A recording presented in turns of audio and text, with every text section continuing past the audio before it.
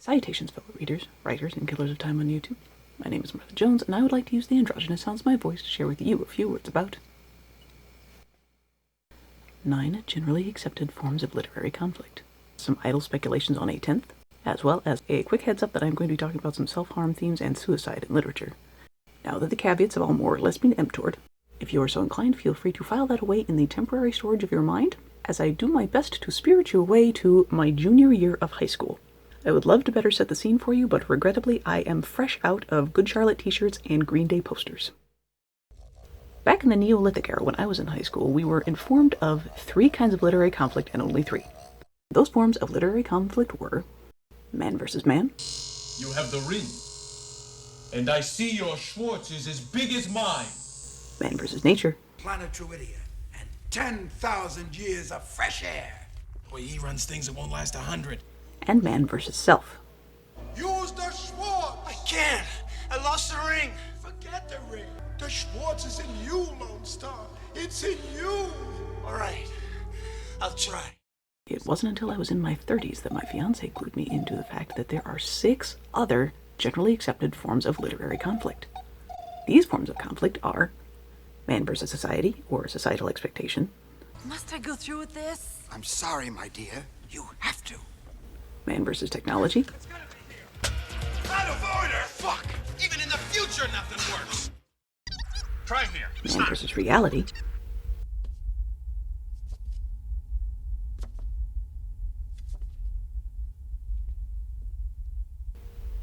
Man versus God. I'll call for the attack squad, sir. No, we can't go in there.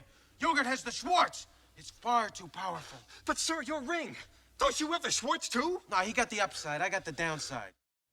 Let's go on. Man versus no God, or nihilism. Let's go on. Oh, my kid.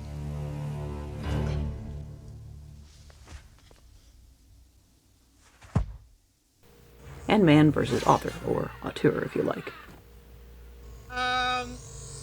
He did it. What? I have no reason to dispute these additional forms of literary conflict. I feel like if we start to get roundabouts 15 or 20, we'll start to get to the point of oversaturation and redundancy. But because I was happily ignorant of these wonderful forms of conflict for so long, it wouldn't surprise me at all if there are more before the end of my lifetime.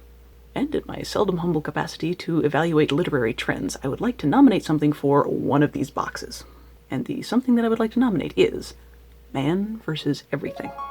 If you are something of a skeptic by nature, if you think that the 9 forms of conflicts already listed are perfectly nice and we need not add to them, for what it's worth, you have my solemn oath that I did not merely look at the long-standing tradition of literary conflict and go, oh yeah, well, infinity plus 1. See, I feel like the conflict of man versus everything is really quite old. The earliest I can think of without looking anything up is the story of Lucifer, or any story in which he is prominently featured. While his primary conflict is man versus God, he lashes out at God by attacking everything that God cares about. So in his rather unique case, man versus everything is the result of man versus God. For a somewhat more contemporary example, I would suggest that Gollum from Lord of the Rings is pretty squarely in the man versus everything category. To me, Gollum is an addict suffering from a terminal addiction to the ring. And while the very nicest part of him might crave affection and love and the ability to turn around and act right, he will lie, betray, steal, or kill in order to get his ring fix. For those of you who are massive believers in the well-established forms of literary conflict, you may very well be asking, okay, Smarty, if you're going to start bringing addiction and mental health into this, how is that appreciably different from man versus reality or man versus self? And to you I say, valid point. In Fight Club and The Girl on the Train, for example, the MCs aren't precisely at odds with everything. They've just lost their ability to prioritize and catalog everything by reason of addiction or atypical brain function. Like, I've got nothing against reality, says not Tyler Durgis over here, I just don't know what reality is. By contrast, stories like Don Quixote are ones in which the main character is not merely seeing a skewed version of our reality, he's superimposing his own over top of the world he knows, which puts him at cross-purpose with the world and everything in it. Even his more benign delusions actively hurt the people he cares about. Like, Don Quixote rather famously sees this young lady named Aldonza, who, as far as we know, is perfectly content being a working girl. And he's all, nay, my lady, you are the fair Dulcinea. A 60-year-old man imposing his image of what he thinks this girl is on her, without her permission. Kinda gross when you think of it like that, isn't it? Moving right along, a man versus everything narrative needs neither addiction nor mental illness to make it go.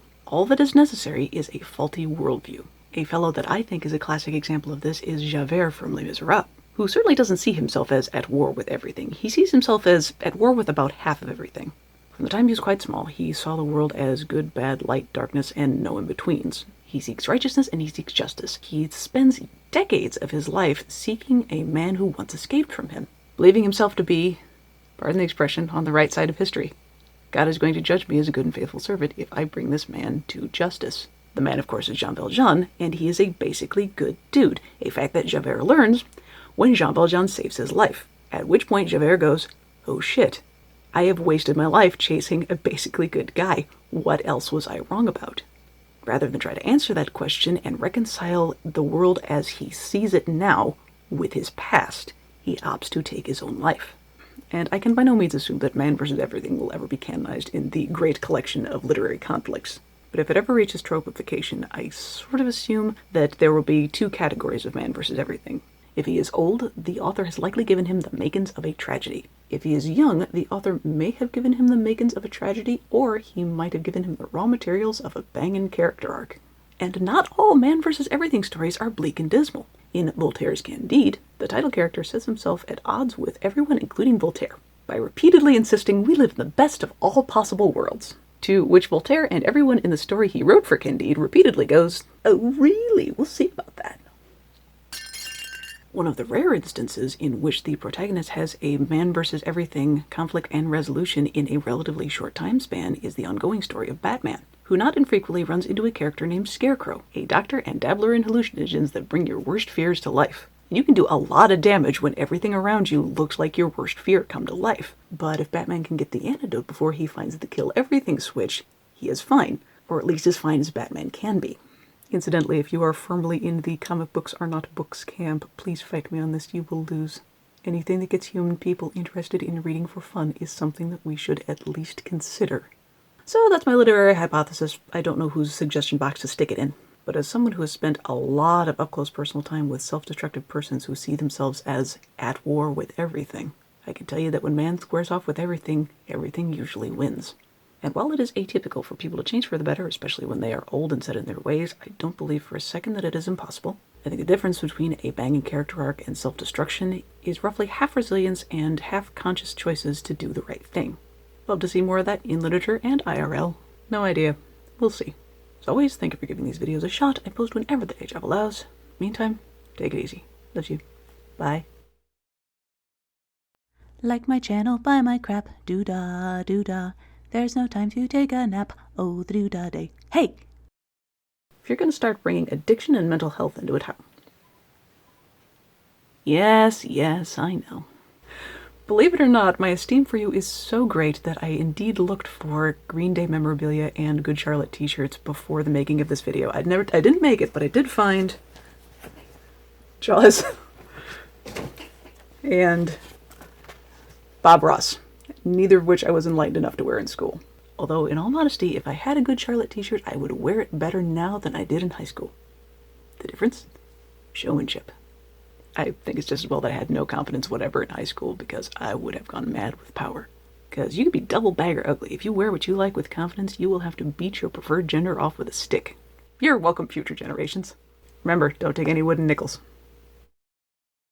Oh shit. There goes the planet.